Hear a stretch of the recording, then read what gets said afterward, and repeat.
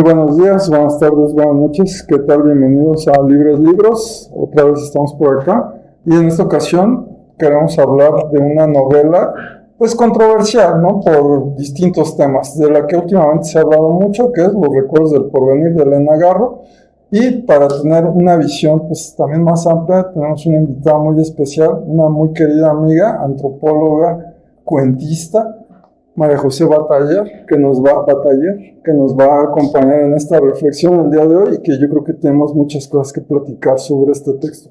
Entonces, sin darle más vueltas, María José, bienvenida. Pues primero, muchas gracias por la invitación. Pues sí, decidí tomar el reto, aunque yo cuando me pasó el libro y me dijo que íbamos a hablar de Elena Garro y todo, yo le dije, sinceramente, yo nunca he leído a Elena Garro. O sea, la conozco por memes donde más bien la usan para tirarle a Paz, pero pues creo que está chido, ¿no? Hacer ese ejercicio de leerla, de saber por nosotros mismos qué tan buena o mala era, ¿no? Pues sobre todo conocer su chamba, ¿no? Y su punto de vista, ¿no? Que creo que las voces de mujeres han sido como muy pocas y muy silenciadas y ahorita ya hay más, pero sigue siendo como las bibliotecas de las casas pues están llenas de libros escritos por hombres, ¿no? Entonces es interesante y la verdad es que me llevé una sorpresa increíble con el libro, ¿no? Pues así, para empezar me tardé algunas páginas en darme cuenta de que el que estaba hablando era el pueblo, Ixtepec, que es Morelos, ¿no? Lo cual me parece bastante novedoso e interesante porque ve todo lo que pasa pero no sabe lo que están pensando, ¿no? Ni lo que están sintiendo. Y tú tampoco, ¿no? Solamente lo puedes saber como a través de las acciones, pero pues se va bajando, ¿no? Como que de repente empieza en la naturaleza y luego va aterrizando en las gentes, pero aparte tiene la loquera de que son todos los tiempos al mismo tiempo. Es decir, te está hablando con nostalgia de algo que apenas está pasando en el libro porque el pueblo lo recuerda, ¿no? Y lo vio pasar, ¿no? Y los vio morir y los vio nacer y vio cómo lo arrasaban el pueblo y cómo regresaba. Entonces, ese narrador me parece una elección muy, muy afortunada. Y pues pensando también en el título del libro, ¿cómo te puedes acordar del porvenir, ¿no? Y pues la única forma de acordarte del porvenir es cuando es igual al pasado, ¿no? Y pues creo que esa es como parte así esencial del libro, es que el tiempo está estancado, que la vida es asfixiante, ¿no? Que a pesar de que cambien de líderes, de que maten a la gente, de que tal, las cosas siguen iguales, ¿no? Todos los días son iguales a los otros, la gente está estancada, las chicas no tienen con quién casarse porque es la misma pinche gente de toda la vida, ¿no? Y entonces, de repente llega una bocanada que son los revolucionarios que ocupan el pueblo con sus respectivas queridas y se vuelven el centro, ¿no? De toda la vida del pueblo, ¿no? Al grado de que todo lo que pasa en el pueblo es culpa primero de la querida del coronel Rosas, de Julia, que casi si cayó un rayo es culpa de Julia, ¿no? Si ahorcaron a alguien es culpa de Julia, ¿no? Que trae ahí una relación tensa con el Rosas.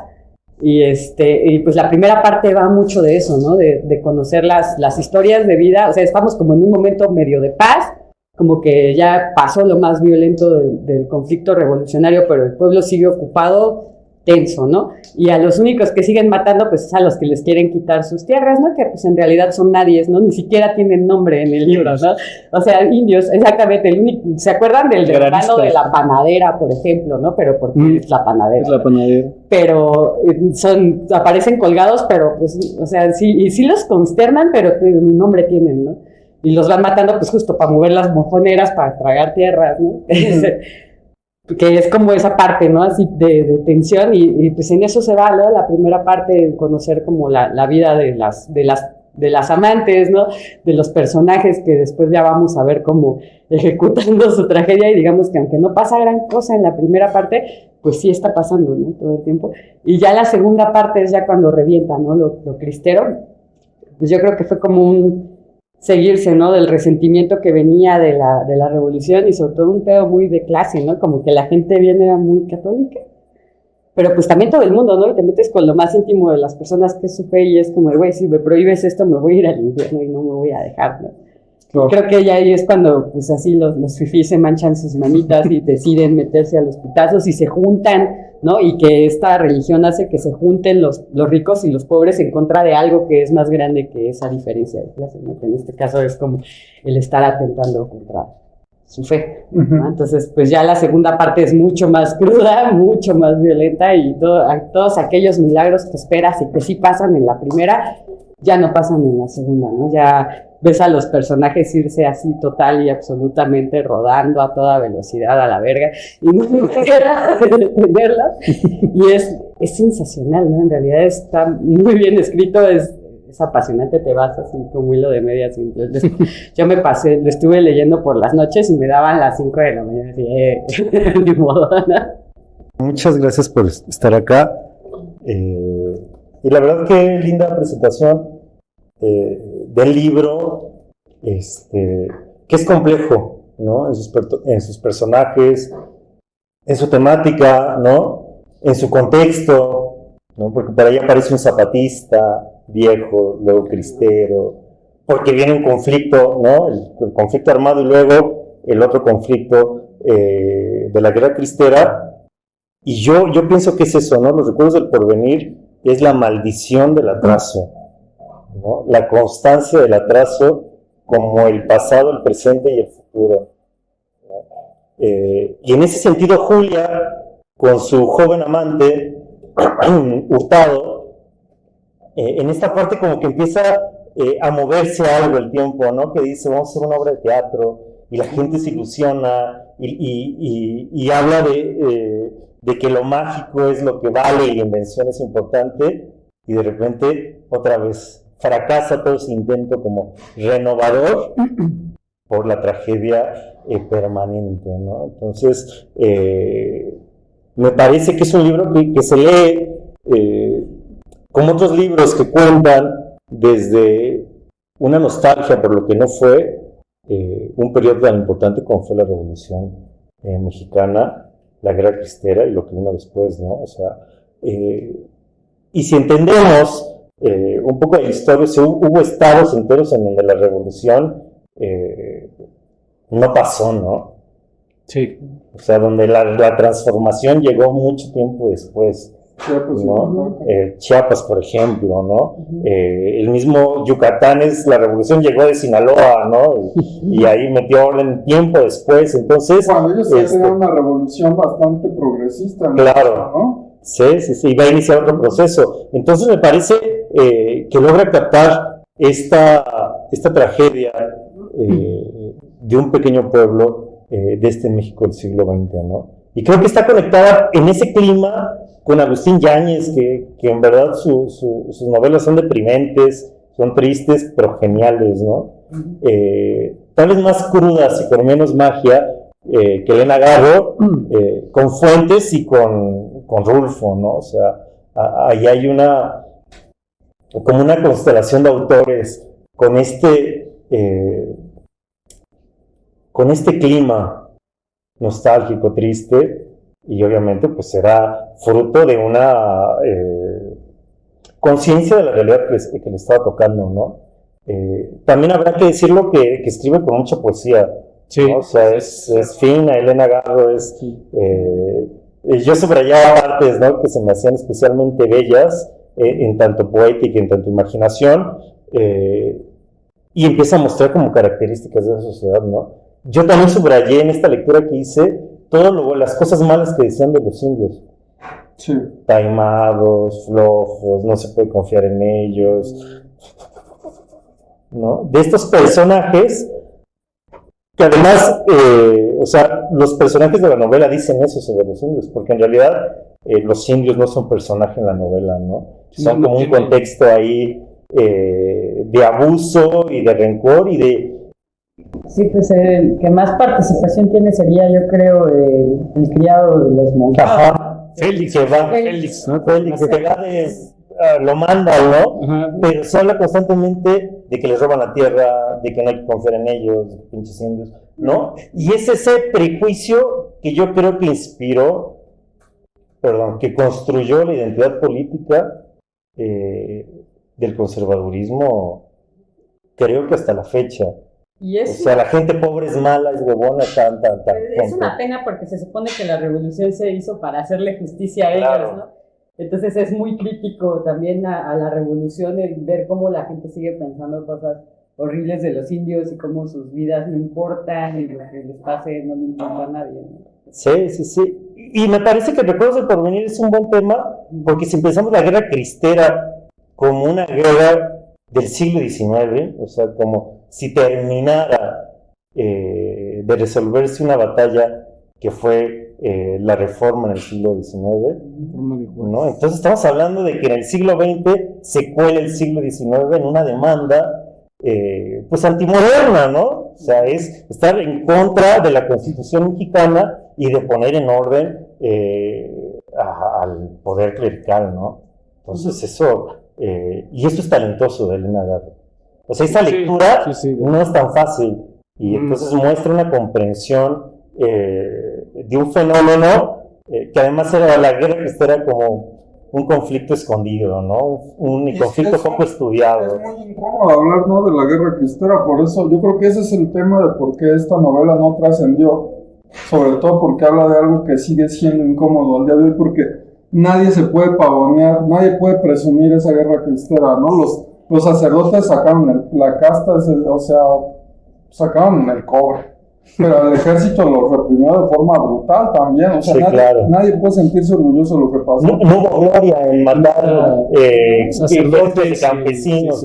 No, y de hecho en la novela ni siquiera los revolucionarios están convencidos de esto, porque ellos antes de que empiece toda esta de la prohibición del culto y todo, ellos también iban a misa, ¿no? Sí.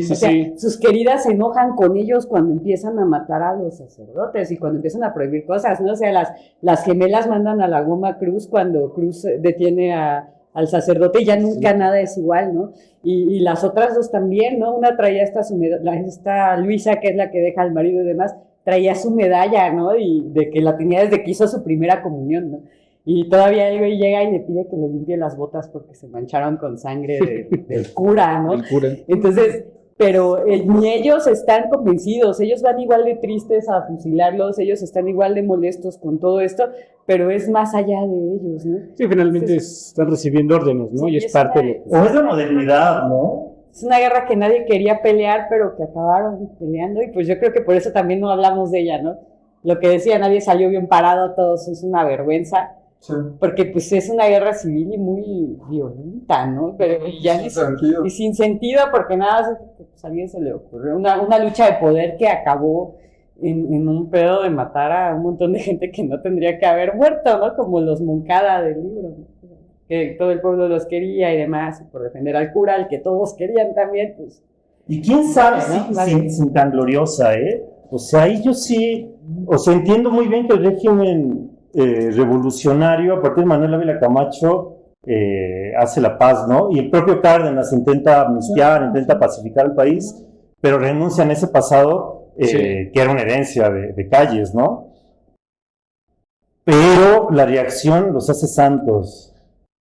O sea, la reacción valora, y en cada pueblito del Bajío hay un cabrón que era cristero y que deberíamos de hacerlo santo y que se le reza y todo esto. Y cuando llega Fox a la presidencia, también en ese momento muchos de estos... Hay una reivindicación. Sí.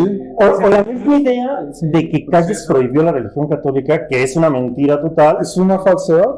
La rescatan como para explicar el conflicto, ¿no? Y está muy extendida esa idea. Sí. En el colectivo esa idea es muy... O sea, esa es la justificación de la guerra cristera, porque el gobierno prohibió el culto. El gobierno cerró las iglesias. Exactamente, nos juntaron, ¿no? De alguna manera está justificando el levantamiento, está justificando la rebelión de los católicos. Y sin que esto quiera decir que el gobierno actuó bien o que no cometió estas salvajadas. Fue un exceso también, ¿no? Pero sí hay una mala lectura de eso. Pero yo creo que los conservadores de esos poblados sí reivindican, ¿no? En los altos de Jalisco, por ejemplo. Guanajuato. ¿no? Ya vamos a tener futuros santos cristeros, ¿no? Ya lo sé, claro. O sea, tal vez sí haya sido como, no la forma correcta, pero la verdad es que nuestra vida actual es 1000 veces más laica que lo que era eso, ¿no? O sea, la gente sigue todavía teniendo un trasfondo religioso que ni le toques porque te patea, pero ya no es lo que era, ¿no? O sea, y eso, por ese lado está bien, ¿no? Porque, pues, justamente toda esa represión que sale en el libro, ¿no? Las señoritas pudriéndose en sus casas, el qué dirán, el miedo, el asco, la convención, creo que sí ya ahorita ya no vivimos así, ¿no? Y tal vez también fue un poco por eso, ¿no? Fue como quitar de toda la vida cotidiana y de embarazarnos de esa madre que nos tenía agarrados, ¿no? O sea, finalmente, ¿no? De muchas maneras. Sí, bueno, para intervenir un poco sobre esta cuestión de la novela, a mí también me pareció muy interesante. Yo no conocía la obra de Elena Garro, ¿no? Entonces, el leer esta novela, que es la más importante, me parece, de la autora, y sobre este periodo, para mí fue una grata sorpresa, porque si bien el tema de repente se puede tornar un poco triste o deprimente, la manera en que ella lo describe, ¿no? Con tanta poesía, con tanta belleza en las letras, de alguna manera lo hace más llevadero, ¿no? O sea, el tema en sí no es un tema sencillo, pero la forma en que ella lo va describiendo, a mí me parece que es un gran acierto de la autora, porque aunque hay depresión y hay tristeza en lo que está narrando, la forma en que lo hace poética, de alguna manera lo hace muy light, ¿no? Muy llevadero, y eso a mí me gustó mucho de la novela. Y bueno, lo que estamos comentando, ¿no? El tema, el contexto donde esta se desarrolla, la cuestión de la revolución, una vez más, un texto que tiene que ver con la revolución, ¿no? Como nosotros algunos que hemos compartido en este espacio, pero desde otra visión también, ¿no? La época de la revolución, todavía en esta época de los generales, porque habíamos leído otras novelas que ya estaban en época de los gobiernos civiles, con muy fresca la revolución, como en las otras novelas, pero aquí todavía, digamos, es la época de Calles, de Obregón, son nombres de generales que están muy presentes, que obviamente están en el contexto de la novela, y obviamente el conflicto de la guerra cristera como escenario, a mí me parece que principal, ¿no? de esto que está narrando la autora, y que si bien no hay un desarrollo muy extenso del conflicto, en estas páginas sí podemos encontrar, ¿no? Los matices para entender esa situación del gobierno por revolucionario y un poco ver estas escenas del conflicto civil con la religión, ¿no? El gobierno civil, de alguna manera, pues, toma esta decisión, ¿no? Y cierra las iglesias, se va contra la religión católica, y hay una respuesta. Y en este drama de la familia Moncada, del sacerdote, del general que está ocupando el pueblo, pues nos va narrando esto, ¿no? Y finalmente es parte de la historia. Y bueno, ahí podemos encontrar otros detalles, como ya mencionaba, ¿no? Esto de las Cuscas, la personalidad del general Rosas, de la familia Moncada, es decir, en cada uno de los personajes, pero el trasfondo es muy interesante y es muy intenso, porque finalmente es el conflicto, ¿no? Antes de la revolución y en el conflicto cristero, ¿no? Entonces me parece que en ese sentido la novela es muy interesante, y pues, aparte de la magia y de la poesía la hacen más entrañable, ¿no? Para mi gusto la novela. Sí, pues miren, originalmente fui yo quien propuso que hiciéramos esta lectura. Yo debo confesar que leí Los Recuerdos del Porvenir a partir de una provocación, ¿no? Porque vi a un TikToker que dijo que Los Recuerdos del Porvenir era la obra original, ¿no? Que incluso decía eso, que García Márquez se fusiló a Elena Garro, lo que me parece bastante escandaloso. Pero pues habrá que darle crédito, porque si no hubiera sido por esa declaración escandalosa, yo no hubiera leído la novela, ¿no? Y ya me estaba molestando. Ya me estaba separando, ya lo había visto.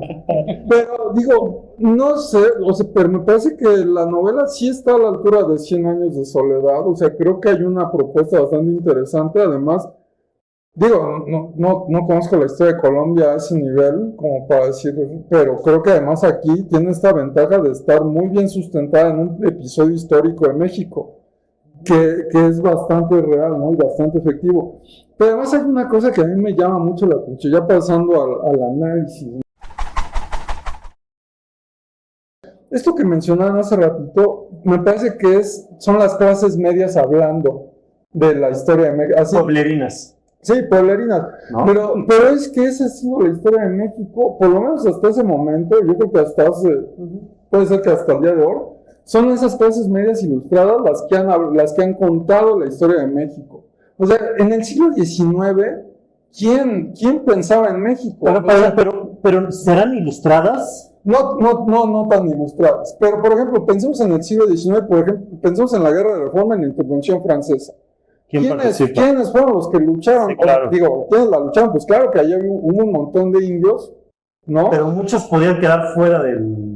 Y estoy seguro que muchos de ellos, yo no sé cómo los obligaron a ir a la guerra, porque en realidad yo creo que para ellos, si tú les preguntabas si eran mexicanos, en una de esas ni sabían qué chingados era México, ¿no? Porque estaban ahí, eran excluidos. A mí me parece que todo el siglo XIX, si tú ves la historia, sí, claro que para mí son grandes héroes, o sea, no les estoy regateando nada, ¿no? Pero si tú ves la historia del siglo XIX, son gente blanca, ilustrada en muchos casos. Ya, por ejemplo, me acuerdo en el libro de Patria de Paco Ignacio Taibo, cuando habla de esta famosa toma de Camarón, ¿no? Donde incluso hace poco, el gobernador de Veracruz le rindió homenaje a los caídos franceses, cosa que no, o sea, eran unos invasores, pero cuando están en esa toma, que los franceses no se les dicen ríndanse, y ellos no se rinden, los oficiales mexicanos que van a hablar con ellos,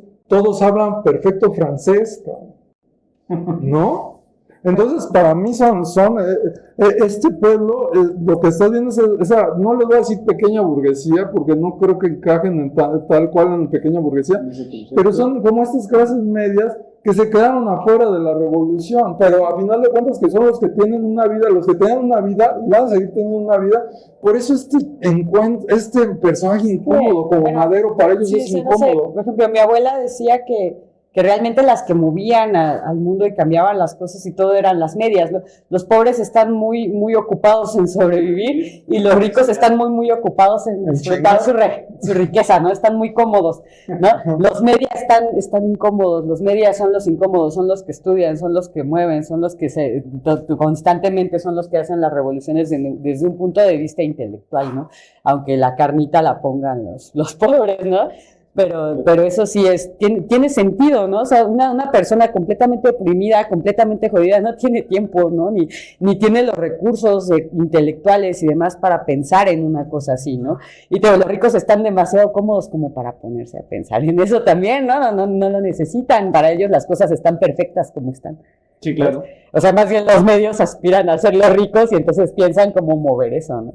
¿No? O tal vez se conmueven de los pobres, ¿no? O sea, no creo que no tampoco, y pues de ahí se mueven, ¿no? Pero sí es cierto que realmente, históricamente, pues todas las revoluciones burguesas, desde después que se hicieron los Estados-Nación y todo, pues vienen de eso, ¿no? De los... Pero yo creo, porque, o sea, yo también abreo mucho de esta visión marxista, ¿no? Donde las clases medias son despreciables, ¿no? Y también, como vengo de escuela privada, pues también me identifico con la mediocridad y es que la caca en la cabeza de las clases medias mexicanas, ¿no? La gente se cree clase media porque puede... Pero yo creo que las clases medias que salen en los recuerdos del porvenir es una clase media a punto de desaparecer. Es la clase media del siglo XIX. Es la clase media que lo está perdiendo, porque no es burguesía, y entonces la modernidad que ofrece la revolución la va a dejar fuera, ¿no? Son las casonas de Santa María la Ribera que van a añorar a Porfirio Díaz en los siguientes 60 años. Claro. Son, sí. ¿no? Pero ellos están atrapados porque tampoco son el señorito ¿cómo se llamaba? Rodolfito, ¿no? Rodolfo. Un tipo más nefasto. No, pero ese es un tipo que está entrando a esa modernidad que viene, ¿no? Sí, estas son como de siempre que se está aprovechando. Es más, mira, yo creo que no todo en esta vida, ¿no? Y no toda en la literatura tiene que tener interpretaciones extrañas, pero a mí me parece que, por ejemplo, Julia es una representación de la revolución. Para mí ella es una alegoría de la revolución que les está negada a todos ellos. Empezaban por el mismo general Francisco Rojas, que tanto la corteja. Me parece poética la forma en la que ella lo domina a él, sí, ¿no? Es una secuestrada víctima, pero al mismo tiempo ejerce un poder. Ejerce mucho poder. Mucho que pelea por ella no la entiende, ¿no? Y claro. Esa visión femenina es muy complejísima, ¿no? O sea, no acabas de ubicar a Julia en un papel, digamos, de víctima, construido, ¿no? Muy, muy sólido. Sí, bueno, la parte lo platicamos con María José, la parte donde ella sale al pueblo a buscar a Felipe, me parece poética al extremo, ¿no? Cuando se escapan. Sí, cuando se escapan. Pero el hecho de que ella se dejara ver cruzar el pueblo, porque todos habían pagado sí. Ajá. son unos huevos. Y del macho que perdiera, el macho que pierde la razón. Que por cierto, también otra cosa, la novela, a los 6 años de que salió la novela, de que se publicó la novela, tuvo película. Entonces tampoco muy buena la novela, ¿no? Sí, La había noche. sí, no, yo no la vi toda, pero solo la vi porque quería saber una cosa, cómo era Julia en la película. Y si la hacen no manches, es Susana Dos Amantes y se ve espectacular. Hermosa. O sea, sí le hace honor a la belleza de Julia que siempre, describen. Pero la Yo película pienso que fue muy leída la novela, ¿no? Yo creo que sí fue exitosa.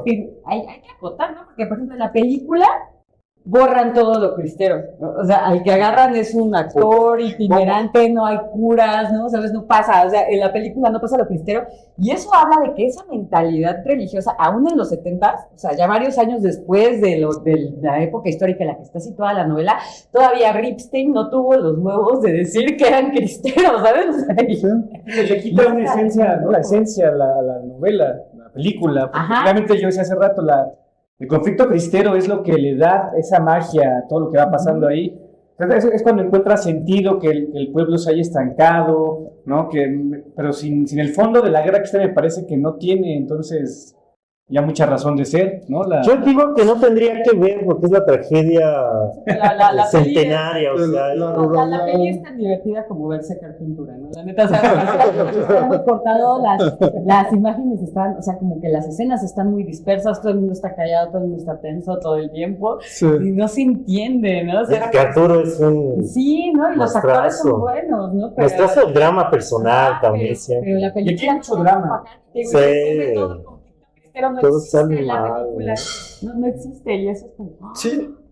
Bueno, y yo creo que Felipe, para mí, si Julia es la revolución, Felipe es la modernidad. O sea, Felipe es esto que le llega al pueblo y el pueblo como que lo quiere, pero se resiste. Tiene miedo, pero al mismo tiempo tiene ganas. Como lo quiere, pero no lo entiende, ¿no? Sí, lo busca, pero no lo comprende, ¿no? Yo creo que hay algo de eso, ¿no? O sea, está bien esta lectura, todos están esperando que algo de él, le están contemplando, porque le tienen, pero no saben cómo. y finalmente los abandonan, tanto Julia como Felipe abandonan al pueblo.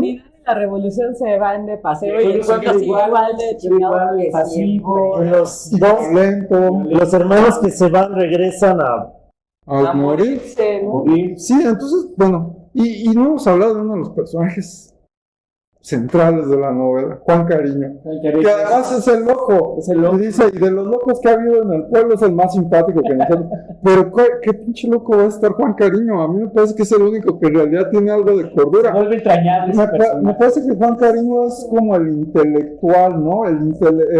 Este intelectual que añora, que busca el poder, que busca la dirección, que quiere ser presidente, quiere dirigir, pero no puede, o sea, le está vedado. Puede ser muy sabio, puede tener las mejores palabras, puede querido, además, ¿no? Es querido, sin embargo, no deja de ser un pinche loco. Un loco. Eso es lo que es, un pinche loco. Lo perdonan porque está loco, ¿sabes? Sí, o sea, sí. A pesar de que estuvo involucradísimo de todos los hombres y mujeres que atoran en el momento que tratan de salvar al cura, el único hombre que la libra es el loco. Sí. Todos los demás hombres los fusilan, a las mujeres, en el caso a la Cusca la dejan en la cárcel, pero no la matan, y a la señora Popis pues le cobran fianza, pero sale, ¿no? Pero todos los hombres los fusilan menos a locos. Yo creo que por lo mismo, ¿no? Está loco, y cuando a alguien lo tiran de a loco, y que creo que es algo que se hace mucho actualmente, ¿no? Ya no matas a los que se te oponen, ¿no? Los tiras de a loco, te burlas de ellos, ¿no? Los tratas como pendejos, y creo que... Pero tampoco son mayor problema, ¿no? Exacto, y creo que así funciona, ¿no? O sea, así funciona en este caso, ¿no? O sea, el loco pues no es un peligro porque todo el mundo sabe que está loco, ¿no? O sea, nadie se lo toma en serio. O sea, sí se metió en este pedo, sí tal, sí lo quieren mucho tal, pero pues no es pedo, por eso ni siquiera los salvajes de los revolucionarios lo matan, ¿no? O sea, y Es que hay un conflicto, ¿no? Ujú. Y pues es la forma en la que ahorita matan todas las ideas o todos los movimientos, es pues eso, te tiran de a loco, te vuelven un payaso y ya entonces ni necesitan matarte, ¿no? No puedes hacer nada. Y yo creo que la novela, o sea, si tuviera una segunda parte es el cardenismo, ¿no? O sea, ahí hay una... Jan Meyer, que es el gran estudioso de la cristiada, dice, hubo más fuerza en la cristiada en los lugares donde no había repartición de tierra o repartieron puras tierras que no servían para nada, ¿no? Entonces él encuentra esa conexión entre no repartir tierra con los lugares donde se hace con más fuerza. Pues es que al final de cuentas eran agraristas, ¿no? Sí, o sea, había una parte que venía de ahí, que es historia del zapatista. Creo que esa mentalidad de alguien va a llegar, alguien va a hacer algo, algo va a pasar, la seguimos teniendo todos, ¿sabes? O sea, cada año que elegimos presidente es, ay, ojalá que ahora sí nos vaya chido, tal, pero ¿qué haces tú? ¿No? En el pueblo los únicos que hacen algo pues son los Moncada, básicamente, porque todos los demás están esperando a que alguien llegue o a que algo pase, ¿no? Y es lo mismo que hacemos nosotros, votamos y decimos, sí, a huevo, ojalá que ahora sí AMLO lo haga bien, ahora sí que tal, ¿y qué parte estás haciendo tú, no? O sea, seguimos teniendo como mucho esa idea del héroe y de que va a llegar alguien a transformarnos la vida, cuando no es cierto, ¿no? O sea, en realidad tendríamos que movernos todos, pero no lo hacemos. Entonces es más fácil quedarnos esperando a la Habacuc, ¿no? O sea, es como, pues sí, ¿no? Pero, pues, o sea, y si no, pues lo que le pasa, pues tampoco está tan chido, ¿no? Sí. Y es un pueblo imaginario, ¿no? No. Nunca da referencias No, de... sí. Pues sí existe Ixtepec. O sea, sí existe el nombre, pero no hay referencias de que... La Comala también existe, ¿no? Sí, no está en Jalisco, ¿no? Pero, o sea, también es ahí un mundo que crea, ¿no? Que podría ser cualquier pueblo madreado de nuestro país. Ella vivió en Guerrero, la cristiana, Sí. me parece. Según yo es por Iguala, ¿no? O está referido a Iguala. Ajá. Bueno, está Cocula. Habla de Cocula Sí. todo el tiempo, ¿no? Y menciona mucho este poblado. Y las minas las minas estas son en Puebla, pero es al sur de Puebla. Tal vez sea como en Los Simpsons, ¿no? Que nunca sabes dónde está Spring. Sí, pues ¿no? Además muy en el estilo del realismo mágico, ¿no? Ajá. Les agradecemos mucho, esperamos que esta haya sido sobre todo pues una buena invitación para leer este maravilloso libro de los recuerdos del porvenir. Y pues muchas gracias a María José que nos acompañó. Más adelante le dedicaremos, pero pues por si les interesa, aquí está su libro de cuentos que se llama Ciudad Peluca. Próximamente ella estará ya volviéndolo a presentar. Ahorita estuvo un ratito en pausa, pero por ahí la van a encontrar, ¿no? Entonces, pues muchísimas gracias a ti, María José. Muchas gracias. Te tendremos posteriormente. Sí, ojalá. Sí, ya con Peluca, bueno, no yo, pero sí Suku. Sí, ya luego viene Suku allá a presentarles el libro. Y otra novela. Y otra novela. ¿No? Bueno, Si quieran, nada más pásenmela con tiempo y le damos. Pero sí, no, qué buena experiencia, la neta, lean a Elena Garro, o lean lo que quieran, pero lean, ¿no? Y pues qué gusto, ¿no? Poder encontrarse en un círculo donde puedas pelearte con 3 lectores más. Eso es raro porque está raro encontrarse lectores, por eso les digo, lean, aunque sea por el placer de pelear con otras personas. Y pues muchas gracias. por favor, no olviden dar un like, suscribirse, si les gustó esto, pues ojalá nos puedan acompañar en otras, compartir. Pues, Muchas gracias. Muchas gracias. gracias.